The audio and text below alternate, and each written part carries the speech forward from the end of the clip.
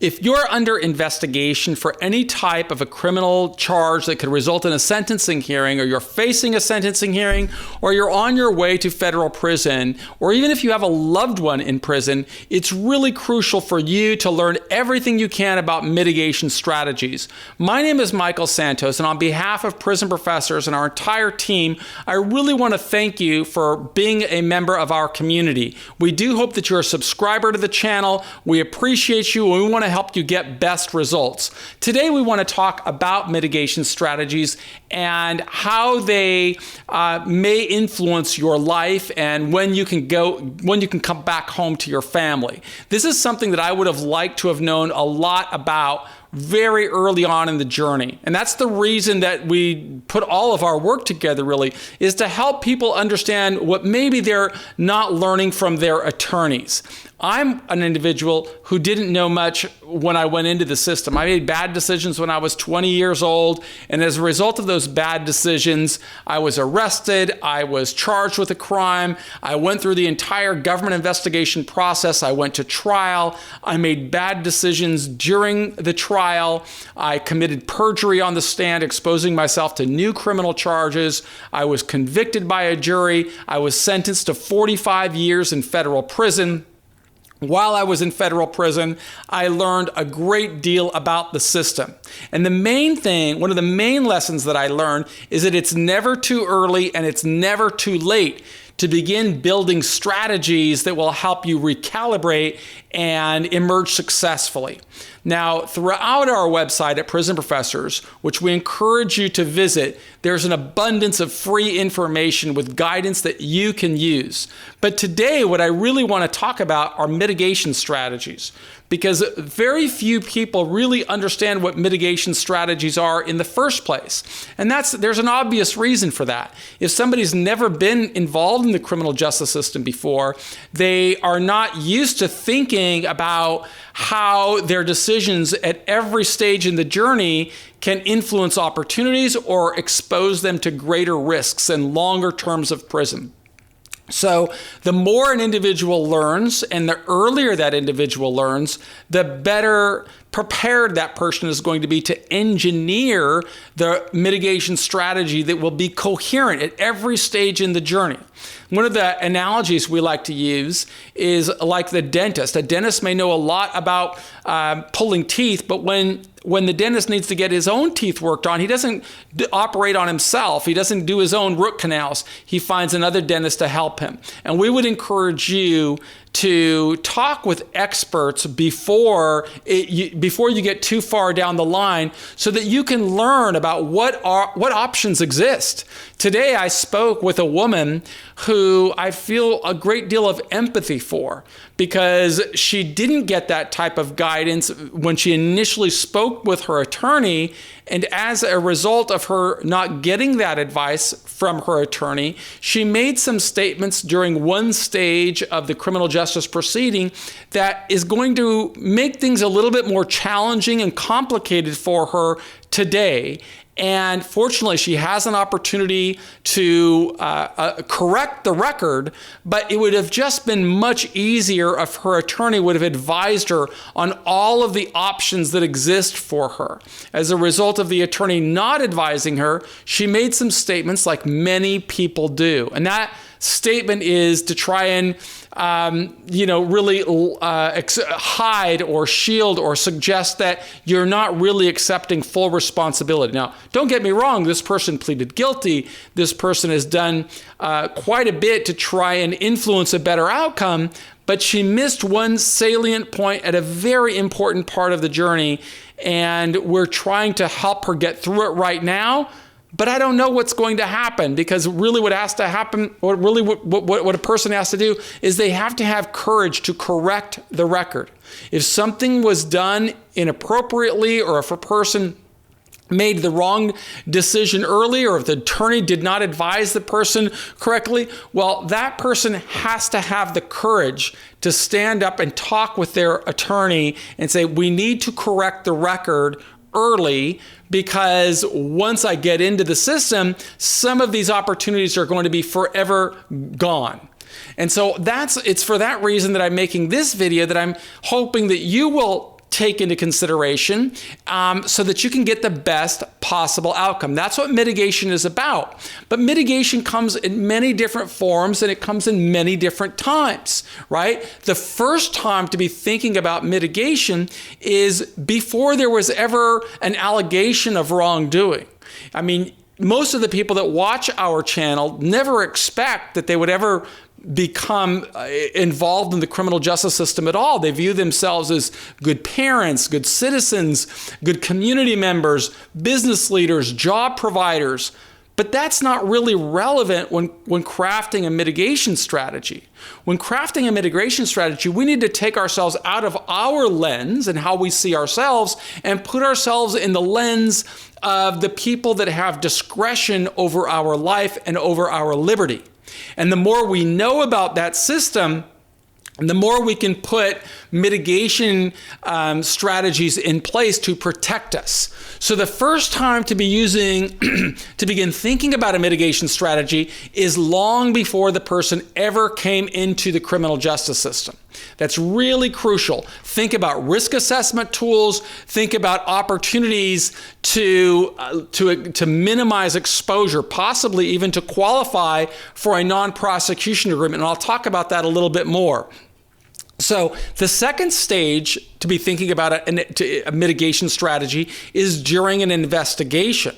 Because once the government has launched an investigation, but before a charge has been brought, there may be things that a person can do to lessen the likelihood of an incarcerative sentence, of a sentence that could potentially take you away from your family.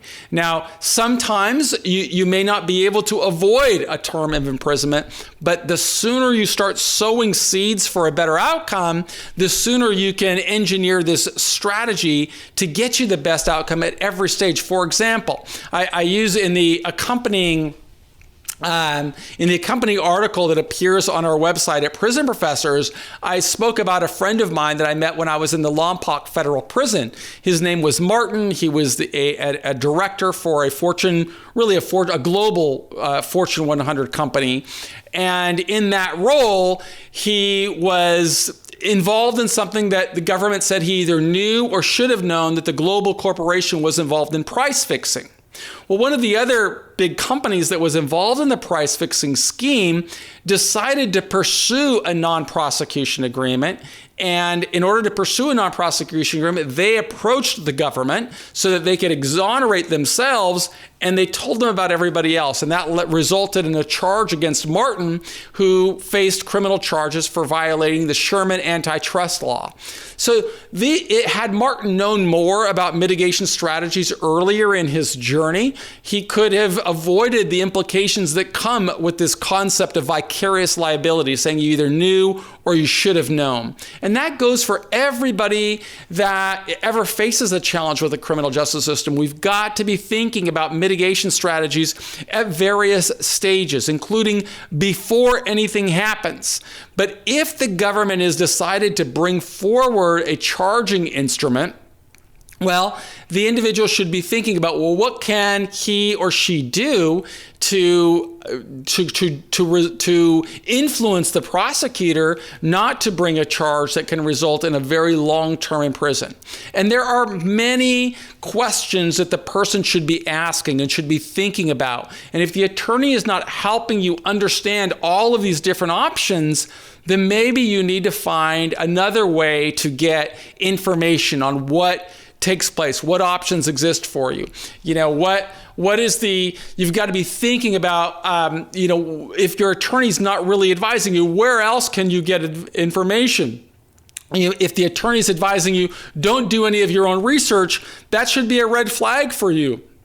Is this person that is counseling and guiding you giving you the information that you need at the time that you need the information? Just ask yourself some questions. Does strength come from having more information? Do you feel weaker if you don't have information? Are you losing sleep at night? Do you feel crippled because you don't know what's happening? Because if you don't know what to do, you can't really engineer the best mitigation strategy for you. And this is not boilerplate information. mitigation. You've got to think of your own life and think about what can I do at every single stage of the journey.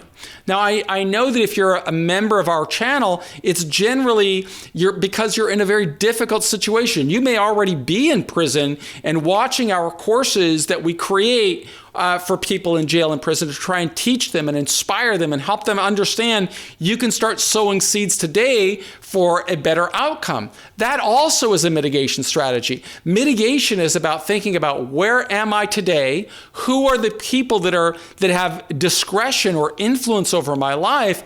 And what can I do to influence every stage in the journey? Such as before a verdict or a finding of guilt, the person may want to, think about the stakeholders that are going to be assessing them and what's the standard of proof. I use the analogy of I remember what my judge said to the jury after my trial. He said, now, you have to have a unanimous finding of guilt in order to convict the defendant.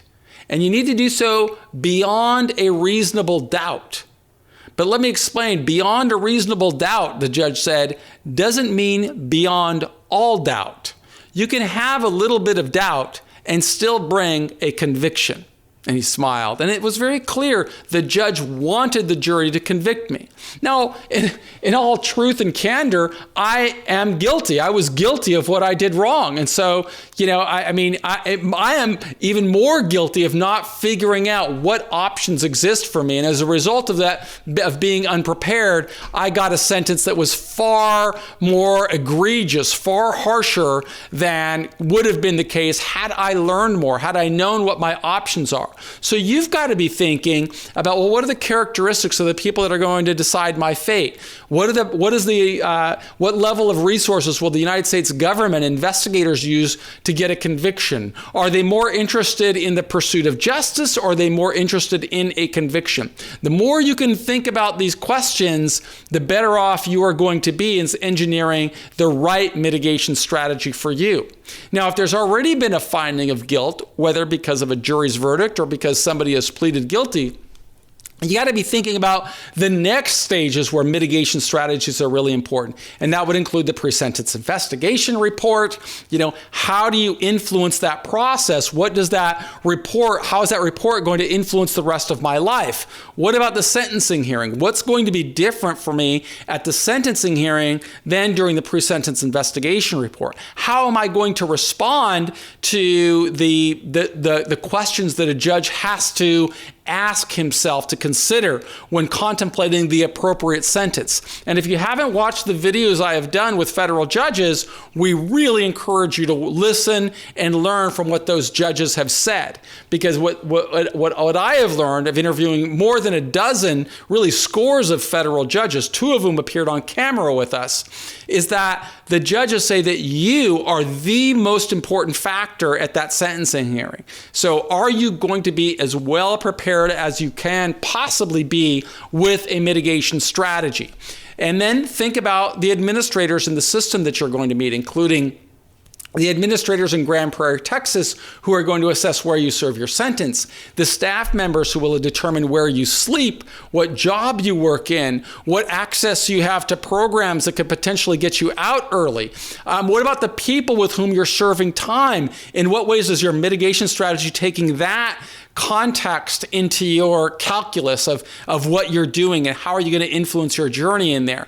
The case managers that might influence when you can qualify for home confinement, or the case managers in the halfway house that are going to assess where you're going to work or what level of liberty you're going to have. Your future probation officer, the future judge that may prevail over your request for a early termination of supervised release.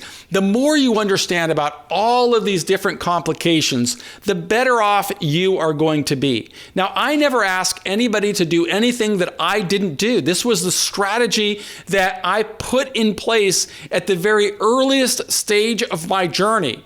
And because I put that strategy in place, I had a really effective mitigation strategy that helped me through prison, helped me get out of prison, helped my career when I came home, influenced my level of liberty. And that's what I want for you. I only wish that I had that information much earlier in the journey, because I would have made different decisions. I would not have gone to trial because I knew I was guilty. Instead, I would have been thinking about, what can I do to influence a better life? And that's really what we want you thinking about. If you're sitting inside of a jail or prison watching this video right now, don't only dwell on the indignity of serving time. Think about, what can I do to influence the people I'm going to sit across the table from later? Now, again, if you've read our books, or if you've gone through the Prison Professors program, you know that this is a strategy that I used. I can't guarantee anything great is going to happen for you. I can only tell you, you always have to be thinking about, how do I advocate for myself? And the sooner you learn those techniques, the sooner you can begin working on those techniques. And if you connect with one of our mitigation experts, they will provide you with examples of people that are doing it right now. We want you to get the best outcome for your future, but it can't happen by accident. You've got to sow the seeds. And to use an analogy that I like to use in our work, the best time to plant an oak tree is 20 years ago. The second best time is today. But once you plant those seeds, you've got to nurture them, and you've got to be thinking about every stage in the journey going forward, and what decisions do I have to make today to mitigate for the problems I face today, but also the problems I'm going to face in the months, weeks, months, years, and even decades ahead. Because sadly, a criminal conviction has long-lasting consequences. So again, we want to thank you for subscribing to us on Prison Professors. We do hope that you will subscribe and ring the bell so that you get notified anytime that we publish a new video. We publish new content every day. We really appreciate you for being a part of our community, and we hope that you visit us at Prison Professors. If it makes sense for you to speak with a member of our team, there is a really simple way for you to do that. Just click one of the buttons on our website to schedule an appointment with one of our mitigation experts. We give away a lot more information to help you on our website, and we just want to be a service to help you get the best possible outcome at every stage in the journey. I am Michael Santos. On behalf of our entire team at Prison Professors, we appreciate you. Thanks.